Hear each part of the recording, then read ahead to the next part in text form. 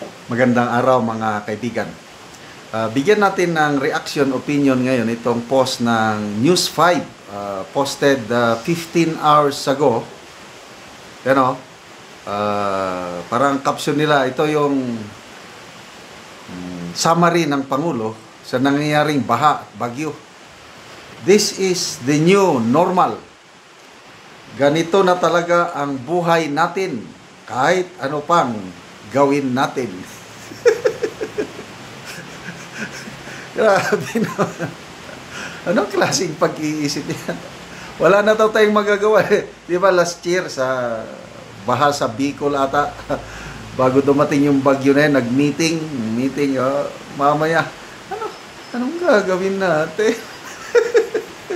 So, the same ngayon din. Wala na daw tayong magagawa dahil new normal na lang ito. Okay, tinignan ko, people who reacted.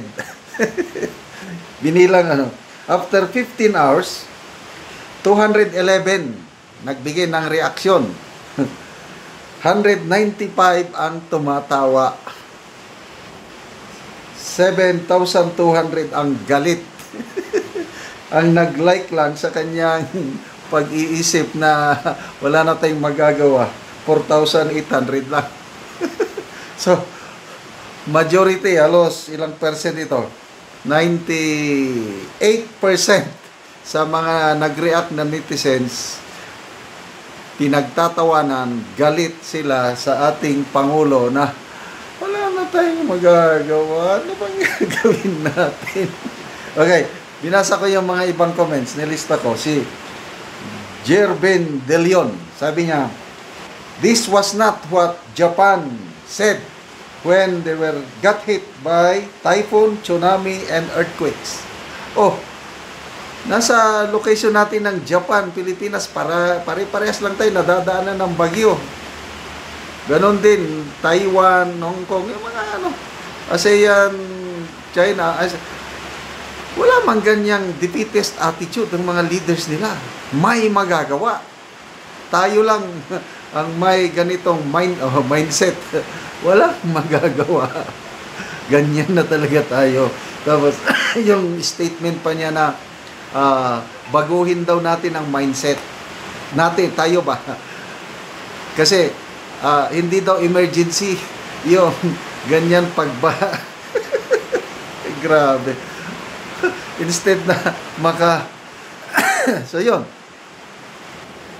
15 hours pa lang yun, ha? Baka maitulad na naman yung bago eleksyon, yung pinotakti siya ng umabot ng 800,000 na laugh emoji. Yung sinabi niya na gusto nyo bang babalik sa horrifying times? Panahon daw ni Duterte, horrifying, nakakatakot. Sige, iboto nyo ang kandidato nila. But kung gusto nyo ng brighter future, iboto nyo ang mga kandidato ng Alliance A. Ayan, ipinost sa kanyang official Facebook page. After ilang days yun, 3 days, 800,000 na laugh emojis. Counting pataas hanggang tinanggal na nila. Hanggang ngayon, hindi mo na mabibilang ilan ang laugh emojis sa kanyang kasi na-trauma na sila na potaktihin ng laugh.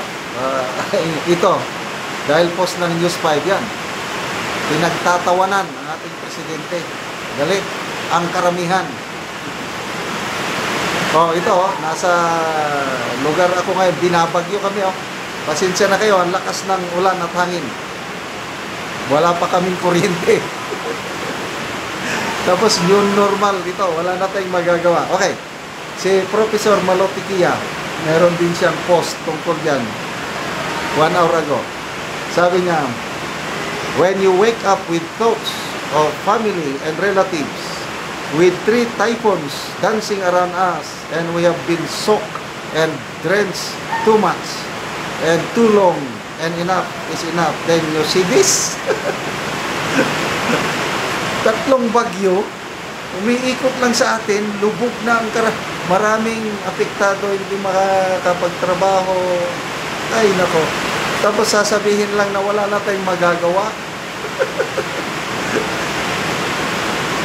tawanan mo ang iyong problema. Defeatist, sabi niya Professor, defeatist, reactive position for a leader. A lot of people are counting on you. Where is the growth mindset? You utter these words in the middle of a crisis? Oo nga naman. Dapat, habang naghihirap tayo, yung something that provokes our fighting spirit. Pag marinig natin nga, yes, sir, Mr. President, tulong-tulong tayo. Hindi tayo kayang patawin ng mga bagyo na yan, kahit ilan yan. Salamat, Mr. President, sa inyong encouraging words. Di ba?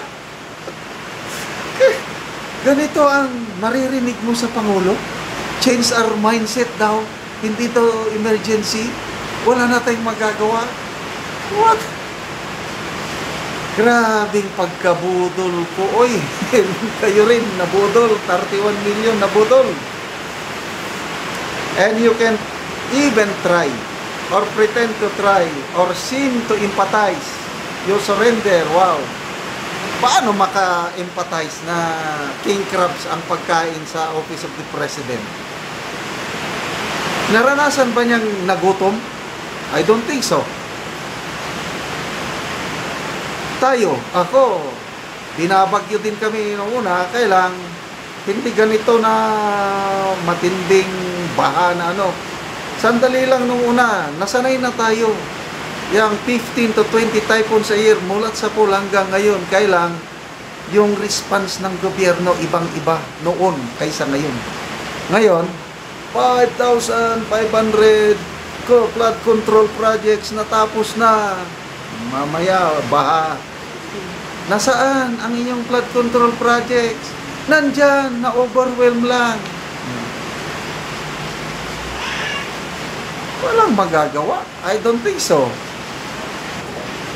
Crisis leadership, sabi ni Professor Malo, is the ability of a leader to effectively guide an organization, government, or community through a disruptive, unexpected, or high-stakes event. Okay. Bahalang ito Bagyo. How much more kung siya ang presidente noong pandemic?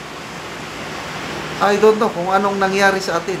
Maswerte tayo at meron tayong PRRD na nagpresidente nung pandemic, may Marawi seats at iba pang Ngayon, bagyo lang, baha, habagat, wala na tayong magagawa. Anong gagawin natin? Nabudol po tayo. God save the Philippines. Salamat mga kaibigan sa inyong pagsubaybay sa ating channel. Nakakatulong kayo ng maigi sa tribong Talandig ng Bukidnon. Dahil ang sweldo natin sa channel na ito is pantulong natin sa tribo. Namimigay tayo ng livelihood assistance, nagpapatanim ng sayote, saging lakatan, at kape arabica. Kung may tinanim, may aanihin. Panoorin nyo ang video na ito. Dito tayo ngayon sa Arabica Coffee Plantation. Ito si Arnel ang nagtanom. Ilang buwan na ito? 14 months pa sir. 14 months i-close up mo. 14 months. Mga ilang linggo pa bago mahinog ito. Close up. Mga August pa sir. August maka-harvest na. Harvest na. Magkano ang kilo ng fresh berries? 70.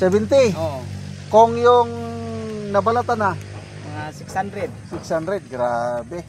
So, ilang punuan ito? Ipakita mo nga, Ross. Ilang punuan lahat itong 2,000. Dini lang.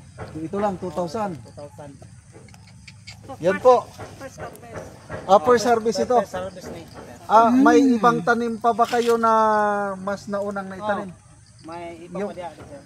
Ilang taon na yung tanom? Na ako'y 10 years. 10 years na? Matuta sa kuwan karon. 10 years. So, ang kinabuhi sa Arabica, mga ilang years nga kaharbisan? May mga 20. 20. Pero mag-pruning ta. Pruning. Naikwan. So, ito ang Arabica coffee na well known ang tawag dito, Mirayon Coffee daw ang well known. Mirayon. Mirayon. Dalawang Arabica coffee ang well known sa Pilipinas, Cordillera Coffee at saka Mirayon dito sa Talakag, Bukidnon. Ito na. Ito na sir. Oh. So ang buyer ninyo papunta na dito.